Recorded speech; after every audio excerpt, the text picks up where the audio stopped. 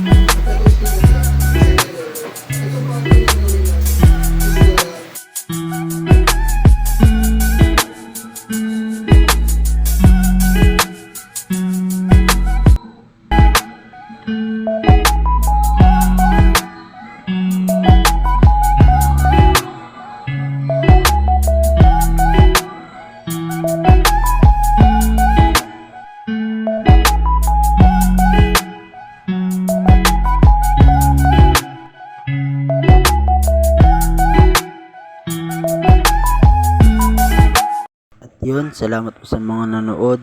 PM lang po kayo sa mga gusto magpatato. Thank you.